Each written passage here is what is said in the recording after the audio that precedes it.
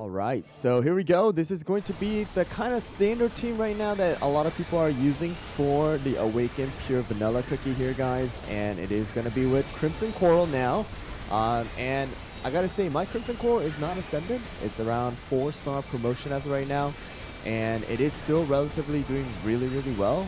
And with the buff and help from Pure Vanilla too, you know, we are able to do a lot of damage here, guys. So it does look like this is going to be a very standard team. Also, there is other comps going on right now, but I just want to share this one because it is relatively easier to build, especially if you have Crimson Coral. But you guys can see 1-star Awaken, 17 million healing here, guys, and not only are we able to survive but also deal a good amount of damage as well. All right, guys, so let's get into the actual team and the toppings and what you want to focus on here, guys. It can be a bit different than others, but this is personally what I am using. But I also tell you guys some other builds that people are utilizing, so you guys can try to work with what you guys currently have as of right now.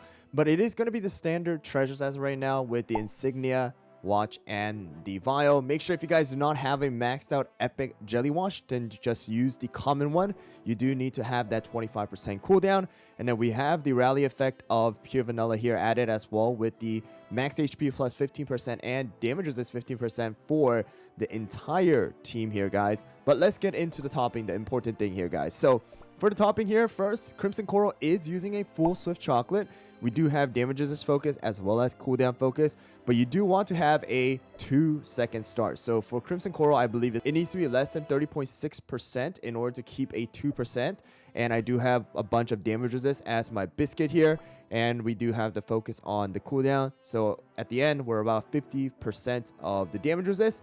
And then we have Shadow Milk. Shadow Milk is the same as before. All damage resist bypass with focus on damage resist and some cooldown.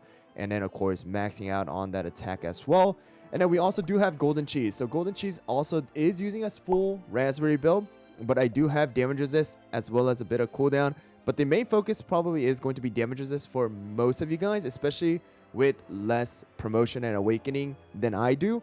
So it is going to be focusing on damage resist because she is literally going to be like the damage soaker for the team. She most of the time just goes and dies pretty much 2 times and revives 2 times. And another thing you want to focus on is attack of Golden Cheese is going to be the highest amongst the team in order for her to be taking all of the debuffs and stuff like that as well. All right, so that is the focus. And then we have Pure Vanilla. So there's different builds for Pure Vanilla, and it's really going to depend on your biscuit, in my opinion.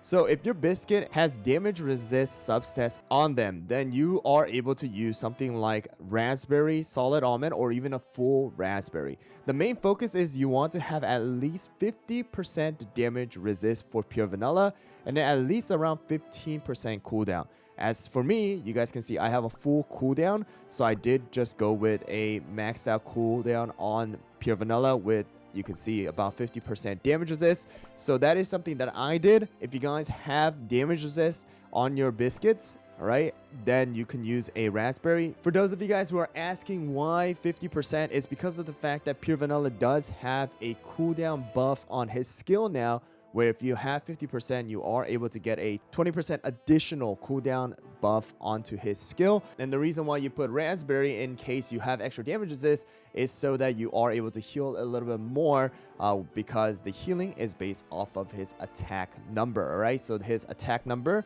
is going to be scaling off of that. So that's the reason why.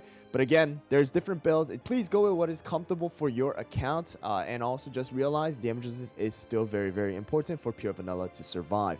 And last one is going to be our Wind Archer. So I am running a 1-second Wind Archer, a little bit different than some people in my opinion, but I do have all cooldown on my biscuit, and then we went with extra cooldown and attack speed as well. I believe the cooldown you need for Wind Archer to be 1 second is about 16.7%, so you don't need to go extreme like this, and you can just focus on attack and crit or even attack speed. But I do have a 1-second start, so it is going to go with Wind Archer first, and then to Crimson, to Shadow Milk, and Golden Cheese, and Pure Vanilla like that in the skill order. So this is the team that I am currently using, and does seem to work out really, really well. But let me show you guys this team in action, and also verse some other comps like the Fettuccine, so that you can see how well it performs. Again, my Crimson Coral is at 4-star promotion. Sadly, my Pure Vanilla is at 5-star Ascension. I told you guys about this before. Pure Vanilla is the first Ancient and my favorite, so I did go overboard on him in the beginning, so just keep that in mind. So first of all, just looking at the defense, you guys can see like there's still people using Icicle Yeti, other Crimson Coral comp with Mystic Flower. We have the Burning Spice Snapdragon. We have Elder Fairy Pure Vanilla. And, you know, I'm doing relatively really well because I do have this set as my defense comp. But let's get into the battle here. All right, guys. So this one is going to be the Royal Necklace. And I believe this one's the Elder Fairy comp. So we'll go and verse this and see how well we do with Crimson Coral here with the 1-second star of the Wind Archer. Let's go. Okay, I accidentally skipped it again. But before we go into the numbers, let's rewatch this real quick. All right, so it is going to be the Elder Fairy comp here, guys. So we have the Wind Archer starting it off with that beginning, and it also is going to provide that stun as well. That's the reason why I went with the 1-second star on the Wind Archer again. I believe it's 16.7%. And then we have Golden Cheese Revive first right there. We still have Pure Vanilla's Revive still remaining as well. All right. And I believe their Elder Fairy is still alive there, but Golden Cheese dead. Should be reviving in about 7 seconds. Right, Pure Vanilla having that damage resist again is very beneficial. Okay, in the end, to try and use the skill a little bit more, we still have Wind Archer. Now it's just remaining of our Shadow Milk and their Wind Archer. We still have the Insignia. Right, and here we go. Last one here. The reason why Insignia is important for us is because of the fact that, you know, that is gonna allow us to clutch it just like that. They don't have the Insignia. They had the Royal Necklace here. And you guys can see our Shadow Milk doing the most damage. So Insignia and the Royal Necklace are the two kind of top treasures right now that people are using. But you can see our Golden Cheese did a lot more damage. We had more damage come out from our Shadow Milk as well. But yeah, our Pure Vanilla did die a little bit earlier, so the healing is a little less than the enemies. But yeah, in the end, Shadow Milk clutching it for us. 4-star promotion, 4-star promotion. All right, guys, another comp here with the Max Awakened Golden Cheese, and they have a Royal Necklace again. It does look like this possibly might be the Elder Fairy comp again. So here we go again. Let's look at this together and see how we do. All right, instead of the Elder Fairy, it's actually a Crimson Coral comp. We do have the 1-second star. Well, they do have the 2-second star Wind Archer. So you were able to see our Wind Archer starting off with the arrow, stunning them. All right, so there is that benefit for us. Our Golden Cheese did die right there. All right, but here we go. Our Golden Cheese Revive, Wind Archer using it from that 1 second now with the buff. Our Crimson Coral dead, but let's see if we can clutch this out here, guys. They do have the Royal Necklace again, right? Compared to us with the Insignia, right? So Shadow Milk dying right there. Okay, and it's the clutch time for our Shadow Milk. Let's see if our Shadow Milk could clutch it here. All right. So our Insignia did pop early, but our... Ooh, look at that. Shadow Milk using the skill right as the enemy Shadow Milk comes out of that invincibility, and clutching it with the Insignia. This is why I love Insignia. All right, 39 million coming out from Shadow Milk here, guys. And we have 5 million and 19 million. Again, our Pure Vanilla did die a little bit earlier. That is the difference between having Royal Necklace and the Insignia, is that this one actually grants HP shield, and it also increases their damage resist as well. So there is that benefit, allowing Pure Vanilla to stay alive a little bit longer. But our Crimson Coral right there, 4-star promotion, 2-star ascension. Wind Archer, 4-star promotion, 2-star promotion. All right, guys, so we have a older standard comp here with the Dark Cacao as well as Burning Spice and the Snapdragon. Let's look at this one with the Crimson Coral comp, and yeah, let's go. And here we go, guys, with the Wind Archer starting off, stunning everybody right there. Did look like this person might be using a 1-second star Shadow Milk. All right, we'll have to see how it goes. Our bio did activate right there with Golden Cheese. All right, Golden Cheese able to use skill one more time here. Okay, sadly, because of that skill, our Wind Archer actually did take the puppet show, which kind of sucks, but our Wind Archer did revive one more time, come back, use the skill once, explode again, but our Crimson Coral is alive, our Shadow Milk and Pure Vanilla is alive still. All right, and we still have the Insignia. Pure Vanilla is still alive to, you know, keep Shadow Milk alive. All right, here we go. And we use our skill. Insignia pops on the enemy team. They're going to use their skill. Our insignia pops, and we should be able to win right over here without too much issue. All right.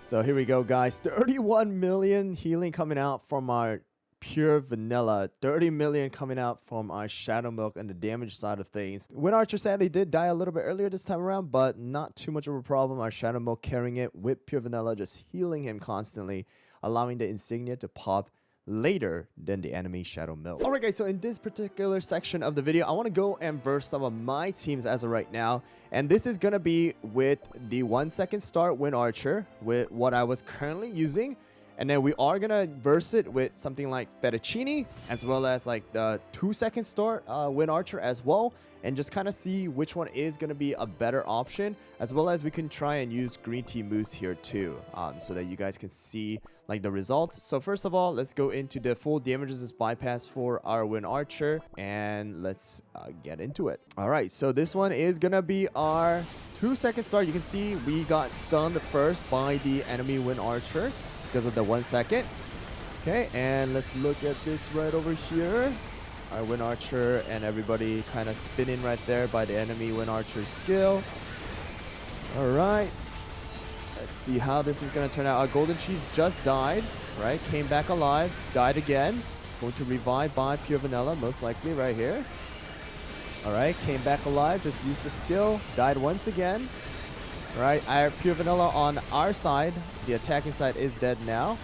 Pure vanilla is still alive on the other side. Wind Archer as well as shadow milk is also alive. So you can see kind of like, for me personally, I feel like the 1 second start Wind Archer is definitely a bit stronger. All right, just having that extra early start. And there we go. So again, the damage resist bypass is great, but having that early start allows Wind Archer to kind of immobilize the enemies on our attacking side. All right, and then yeah, we were able to win with the 1 second start. All right guys, so this time around we're gonna use Fettuccine here against the Crimson Coral. Our Fettuccine is definitely high in the Ascension, so let's see how well we do with this one. All right, so we actually went with the 2 second start for Wind Archer this time around with damage resist bypass, because Fettuccine naturally does have a 1 second start. All right, so we went with that. You guys can definitely just go with extra cooldown as well, just to keep the rotation of Wind Archer skill faster, if that's what you would like to do as well.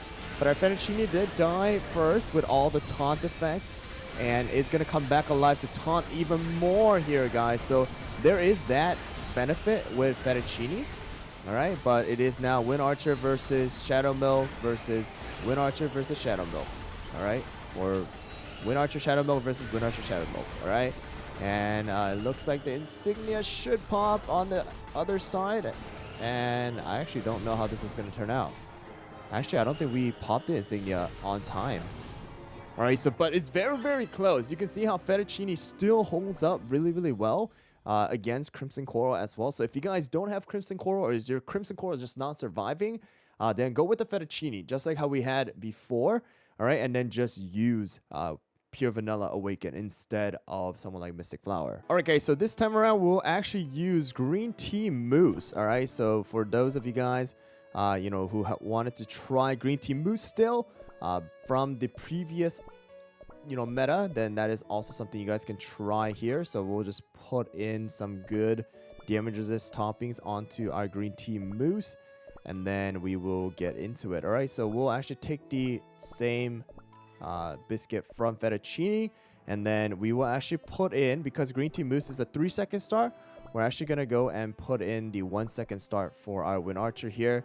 And let's see how this one does. All right, here we go, guys. So we have the Wind Archer starting it off with each other, all right, from both ends, 1 second start. Now we have the Green Tea Mousse using the taunt here. Sadly, Golden Cheese did take the Puppet Show, all right. Just triggered the revive, and the vial now has been activated as well. All right, Green Tea took the Puppet Show for this time around with the taunt. All right. Green Tea actually doing really, really well here still with all the healing and stuff. Right, Pure Vanilla is dead on both ends. Crimson Coral still alive. Shadow Milk just triggered the revive on the defense side of things. All right, and Wind Archer still alive on this side. Actually did take the Puppet Show damage And our Shadow Milk on this side actually now just pumped the insignia. So green tea still pretty good too. All right. But it does look like Crimson Coral might just be slightly better with the buffs and, the defense side of things. And yeah, the Pure Vanilla did die a little bit earlier on this end. Okay, so this time around, green tea Mousse. But again, it does look like green tea Fettuccine, if those are the options for you guys because you don't have Crimson Coral or your Crimson Coral just isn't surviving enough. But again, guys, this is a very popular comp right now. Of course, just keep in mind there are different comps and different variations of this particular one. There's an Elder Fairy one with the necklace. I will have to figure that one out because my Elder Fairy does seem to die off a little bit earlier. So I am trying to figure out the toppings for that. Once I figure it out, I will share with you guys. But for me, I am currently using this comp to climb. And again, I am using a 1 second start for the Wind Archer because that does seem to be a bit of a better option for me.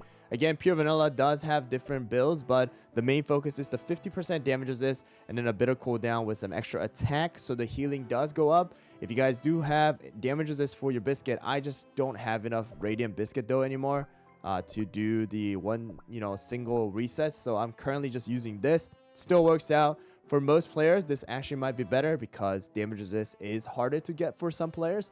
So focusing on that with just solid almond will definitely benefit you guys as well. But anyways, guys, that's going to be it for this video. Once I do find out more comps as well, I will share that with you guys. But thanks for watching. Hope you guys found the video helpful, and I'll catch you guys all in the next video.